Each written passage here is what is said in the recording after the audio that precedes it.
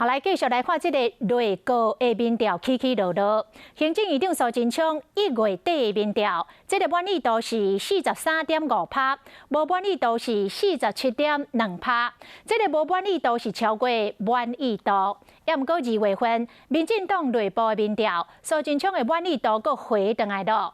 另外，总统蔡英文早起来接见到2020年台湾职棒的总冠军统一狮队。 感谢大家，透过一场又一场的比赛，让世界看见台湾。统一狮伫去年台湾大赛甲中信兄弟拍败，透早接受总统邀请去总统府。像是我们的嘟嘟，也就是潘威伦，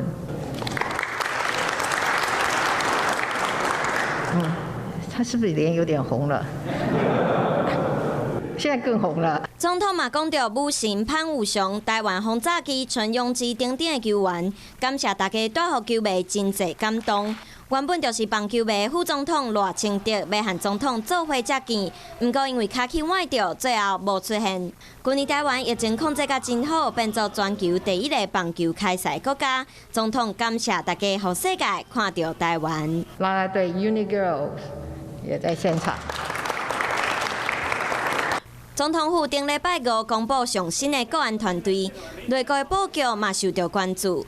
有媒体讲，根据民进党内部的民调，去年蔡总统连任成功的时，行政院长苏贞昌的满意度上悬，有7成，上加是伫去年12月份，满意度剩无4成，无满意度超过5成。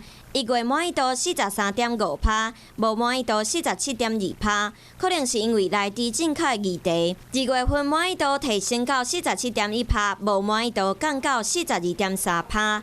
满意度和无满意度一直来来去去。